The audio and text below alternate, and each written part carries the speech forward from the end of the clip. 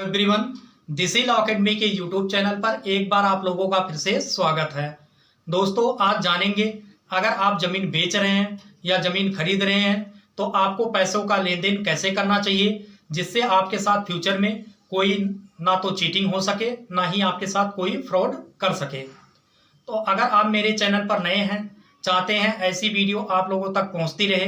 तो जल्दी से चैनल को सब्सक्राइब करें और बेल आइकन को प्रेस करें जिससे मेरी जो भी लेटेस्ट वीडियो आए उसकी नोटिफिकेशन आप लोगों तक पहुंच सके। मान लीजिए दोस्तों, आप कोई ज़मीन खरीदने जा रहे हैं, आपने ज़मीन देख ली और आपको वो ज़मीन पसंद भी आ गया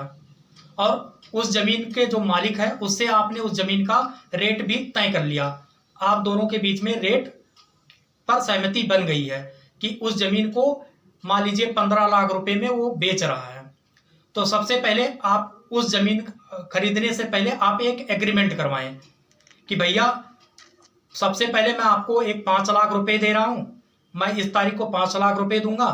और बाकी के जो 10 लाख रुपए हैं जब आप ज़मीन मेरे नाम रजिस्ट्री करोगे, बैनामा करोगे, उस दिन उस ज़मीन और बाकी जो पेमेंट है उस दिन मैं आपको पेमेंट कर दूंगा। और जो भी आपके बीच में एक टाइम तय हुआ हो कि आप 5 लाख जो अभी दे रहे हो, बाकी के 10 लाख 6 महीने या 1 साल जितना आप उनसे टाइम लिए हो, जिसका ज़मीन है, जो ज़मीन बेच रहा है, उस एग्रीमेंट में जरूर लिखवाएं कि 5 लाख अभी का है, जब आप इसको रजिस्ट्री करोगे, मेरे नाम बैनामा करोगे, 1 साल के अंदर जो भी डेट हो वहाँ पर बाकी 10 लाख रुपए मैं उस डेट में आपको पेमेंट कर दूंगा और जिस दिन मैं आपको पेमेंट करूंगा उस दिन आप ज़मीन जो है मेरे नाम रजिस्ट्री कर दोगे। ठीक है दोस्तों, अगर आप ज़मीन खरीदने से पहले आप एग्रीमेंट करवाते हो तो उसमें जानते हैं क्या क्या आपका फ़ायदा हो सकता है। सबसे पहला बेनिफिट है कि अगर वो इन फ्यूचर में उस ज़मीन का रेट बढ़ता है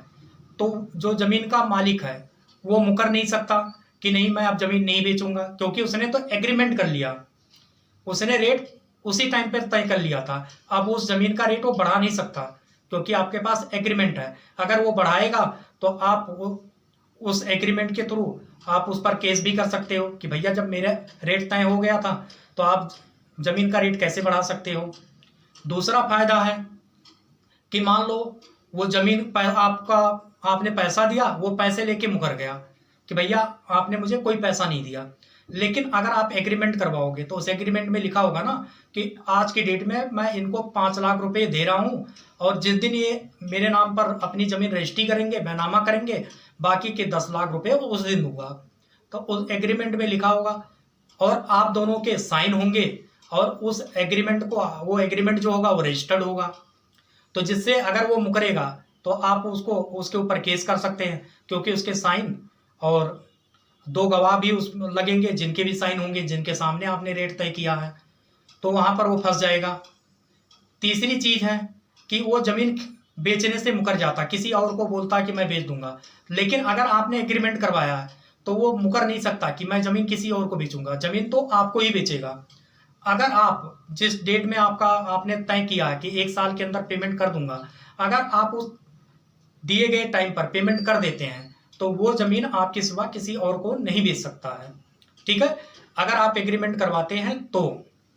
अब दूसरी चीज जो पेमेंट करते समय में सावधानी रखनी है कि जब भी आप किसी को पेमेंट करते हैं किसी भी ज़मीन का, तो कोशिश करें या तो उससे चेक के माध्यम से पेमेंट करें या उसको NEFT या RTGS या बैंक के जितने भी माध्यम है पेमेंट करने का, आप उस बैंक के माध्यम से ही पेमेंट करें, जिससे कल को अगर वो मुकरेगा तो आपके पास सबूत रहेगा कि भैया आप बैंक का स्टेटमेंट निकलवाओगे तो आपके पास उस स्टेटमेंट में सारी चीज़ें होंगी कि किस तारीख को कितने टाइम पर आपने कितनी पेमेंट सामने वाले पार्टी को की है। ठीक है, उस स्टेटमेंट में सब कुछ क्लियर होगा जिससे वो आपके पैसा लेके मुकरेगा नहीं और आपके साथ चीटिंग नहीं होगा। ठीक है, दूसरी चीज़ ये है कि आप अगर पेमेंट की मान लीजिए 15 लाख रुपए किसी को कैश पेमेंट कर रहे हैं तो वहां पर आपके पास इनकम टैक्स का नोटिस भी आ सकता है ना, लेकिन अगर आप बैंक के माध्यम से पेमेंट करते हैं तो आप दिखा सकते हैं कि भैया मैंने बैंक के माध्यम से पेमेंट किया और जो भी है आप उसको रिस्पॉन्स कर सकते हैं, क्योंकि वो ये ब्लैक मनी नहीं होगा। अगर आप कैश से करोगे तो आपको प्रूव करना पड़ेगा ना, हो सकता है वो ब्लैक मनी भी हो सकता है, तो इस चक्कर में आपके पास नोटिस आ सकता है। लेकिन आप अगर बैंक के माध्यम से करते हैं तो ये आपके पास सावधानी हो सकती है और आपको इससे इनकम टैक्स के नोटिस आने का कोई भी झंझट नहीं हो सकता है। क्योंकि बाद में अगर आप करोगे बैंक के माध्यम से तो आप उसका इनकम टैक्स रिटर्न फाइल करोगे ना, आप दिखाओगे कहाँ से आपका पैसा आया था और आपने इस पैसे को कहाँ पर लगाया है, आप उसको आराम से दिखा सकते हो। ठीक है, ये चीज क्लियर हो गया। अब जानते हैं अगर कोई जमीन बेच रहा है तो उसको पैसे के लेन देन में या जमीन बेचते समय पैसे की लेन देन में क्या क्या सावधानी रखनी है। अगर आप जमीन बेच रहे हैं तो अगर जो जमीन खरीद रहा है अगर वो एग्रीमेंट नहीं करवाता है तो आप उसको बोले कि आप एग्रीमेंट करवाएं। कल को मान लो वो आपको 5 लाख रुपए में जमीन तय हुआ और वो बोल दे 15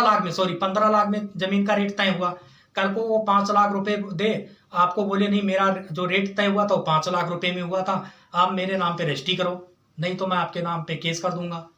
लेकिन आपके बीच में अगर एग्रीमेंट होगा तो आप उस एग्रीमेंट को दिखा सकते हो ना कि भैया मेरे बीच में एग्रीमेंट हुआ था, इतने पैसे की बात है, अभी तक आपने 5 लाख रुपए दिए हैं, अभी आपके 10 लाख रुपए पेंडिंग है, आप मुझे अगर वो पैसा दोगे तो मैं आपको जमीन जो है रजिस्ट्री करूंगा, मैं नामा आपके नाम पे करूंगा। दूसरी चीज है, मान लीजिए अगर वो आपने एग्रीमेंट नहीं करवाया तो वो पेमेंट डिले करेगा कि मैं 1 साल में कर दूंगा या 2 साल में कर दूंगा।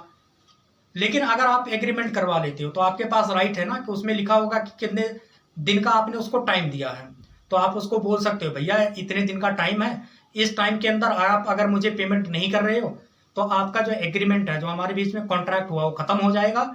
और मैं आपको जमीन नहीं बेचूंगा। ठीक है।